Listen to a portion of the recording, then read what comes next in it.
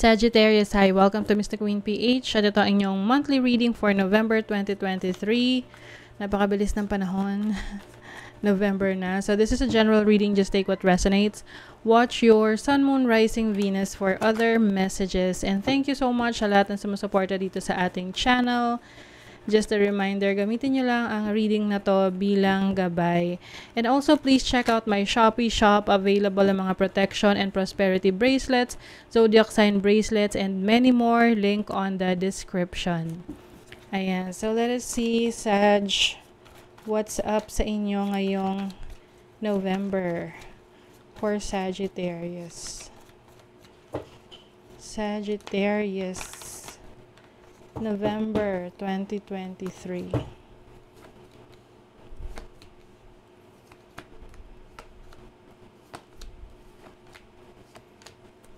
Okay, mukhang marami kayong kailangang ayusin, asikasuhin, gawin by November. A lot of work, no? A lot of responsibilities. Kumbaga ano lang, mas maganda kung ang iti-take yung responsibility is something na kaya nyong panindigan. Oo, kasi pwedeng mag-struggle kayo dyan. And ang challenge ninyo is kung minsan kasi 'di ba nag-shortcut tayo.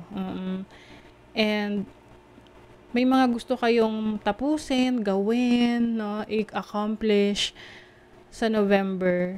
Tapos, pwedeng gagawa kayo ng shortcut, no? Para matapos to. Kaya lang, you have to make sure na, you know, what you're doing, effective para sa'yo yung gagawin mo. Clarify din natin yan later on. And then, you have an opportunity to spend more time with your family, with your loved ones, with the Ten of Cups. This is a happy family vibes, no? Some of you naman, pwedeng magsisettle down kayo or magsasama na kayo ng iyong partner. This can also mean a very serious relationship with someone. But if you're not in a relationship, I think you have the opportunity to be with your family, no? Na makasama sila. With your blessing, I think you're going to be more analytical, mas magiging logical ka ngayong November. Yung tipong hindi ka madaling mauto. Parang gano'n. Hindi ka ganun kadaling mapaniwala. And some of you may mga bagong learnings ka na matututunan na magkakapag-improve ng iyong sarili. So, let us clarify these cards. What is the Ten of Wands? Maraming responsibilities. You have the Sun. Okay. I think, kahit na marami kang responsibilities, you are going to be more confident, no? Yung tipong, yes, you will take those responsibilities, pero alam mo, kaya mong panindigan. And then, yung iba sa inyo, pwedeng magkakaroon ng anak sa November. Or meron sa family na magkakaroon ng anak. So, some of you, iti-take nyo yung responsibility na yon. What is the Seven of Swords? Six of Cups. Be careful sa mga bumabalik na ex, no? Lalo na kung masyadong, yung parang sobrang bait ng tao na to. Na feeling mo sobrang nagbago yung taong to. But, para kasing panlabas lang yon. Pwedeng merong ex na babalik sa'yo, pero babalik siya para maghigante, yung mga ganon. Or, alam mo na, pwede kasing meron siyang hindi magandang intentions. Okay? So, be careful. What is the Ten of Cups? You have the Five of Cups. Oh, I think, ito yung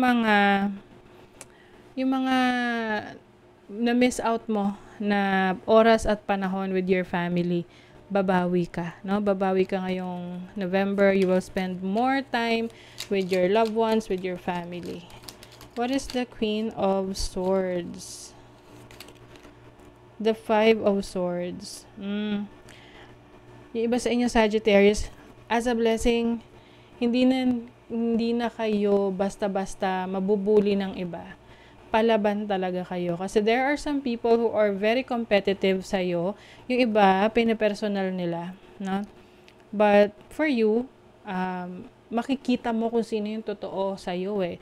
And yun yung blessing sa'yo kasi at least alam mo kung sino yung totoo sa'yo, sino yung hindi, sino yung nagpapanggap lang. Okay? So, for your money, you have the Ace of Wands. So, meron kang opportunity na magsimula ng bagong, exciting na career or mapagkakakitaan to, no? Pwede rin tong pag-explore ng iyong talents and skills. You also have the Death card for your career. So, yung iba sa inyo, may matatapos, mag-e-end na kontrata, trabaho, business, para magsimula ng bago. Okay? And then, for your love life, you have the Eight of Wands. Maraming magsisend ng messages or magkaka-interest sa'yo romantically ngayong November. Whether you are in a relationship or not. So, be careful na lang sa mga issues. Okay? What is the Ace of Wands? The Lovers. O yung iba sa inyo, magkakaroon kayo ng commitment sa finances ninyo. Oo. Yung iba naman, may travel kayo with your loved ones. So, syempre, pag may travel, may gastos. Okay? But I think, you can handle that. It means na kaya mong i-sustain yan. Maari ring merong surprise sa'yo yung romantic partner mo na mag-travel kayo ngayong November. So, it's exciting. Ano tong transformation na to? Seven of Wands. Yung iba sa inyo, may rebellious energy kayo sa career. Pwedeng, meron kayong gusto talagang iwanan na trabaho, career, business. Na alam mo, hindi na kayo masaya. And regardless kung ano yung sasabihin ng ibang tao sa decision mo, wala ka nang pakialam kasi ang gusto mo, yung pagbabago. What is the Eight of Wands? You have the Knight of Pentacles. So, when it comes to your love life, it seems na kahit na may mga, lalo na sa mga single, no? Kahit na merong mga romantic connections, may mga interest, nagkakaroon ng interest sa'yo, nagsasend ng messages, nagpapapansin. I think hindi ka ganun ka magiging seryoso na i-entertain sila lang lahat. So, para sa'yo, pipili ka lang nung talagang tao na may worth. O parang worth of your time, your energy. Let's see, ano pa, for Sagittarius. So, if you are in a relationship naman, I think magkakaroon ng progress yung inyong relationship, yung inyong connection. Mas magiging seryoso, yung tipong may mga plano na kayo for the future. Knowledge. O, yung iba sa inyo, meron kayong pag-aaralan. Oo, bagong kaalaman na makapagpapaunlad ng inyong sarili. Yung iba, literal na babalik sa school.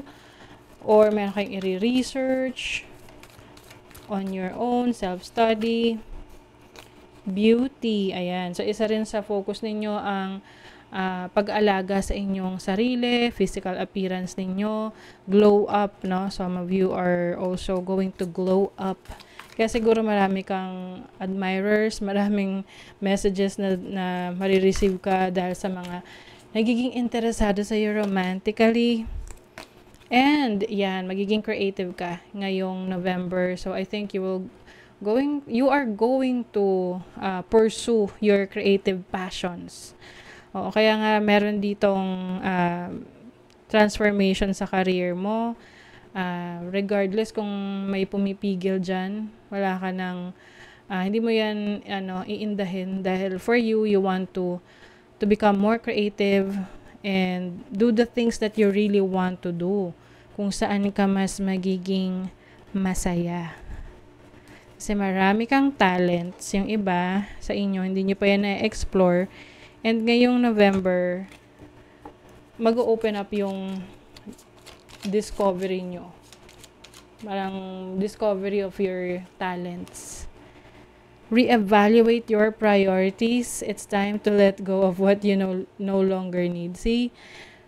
So, I think re-evaluating your needs when it comes to your career, saan mo talaga gustong direksyon na pumunta, ano yung dapat mong tahakin. And ile-let go mo na yung no longer serving your highest good. Yung iba naman sa inyo, sa relationship, kung may bumabalik na past, kung may babalik man na past, i-remind mo yung sarili mo kung bakit kayo naghiwalay in the first place, bakit hindi nag-work out yung relationship in the first place, at i-reevaluate mo kung this time, may magbabago ba? I mean, is it worth it to give it a try again? Diba? Let go of others' thoughts and opinions. It's time to embrace who you really are. Yes, you are embracing your new self. And you wouldn't care what other people think about you. Ang importante, masaya ka sa ginagawa mo. Homeward, take yourself out on a date. Yan. So, this is giving time for yourself. Me time. Ayan. Go out, watch a movie on your own, or magkape ka, mag-relax ka somewhere else on your own. 'Di ba? Kasi kailangan rin may oras tayo para sa sarili lang natin. For peace of mind. Okay? So, that is your reading, Sagittarius. Kung nagustuhan nyo ito, naka-resonate kayo, mag-comment kayo dyan, like, share, subscribe, para lagi kayong updated sa ating mga readings. Thank you so much, Sagittarius. See you again.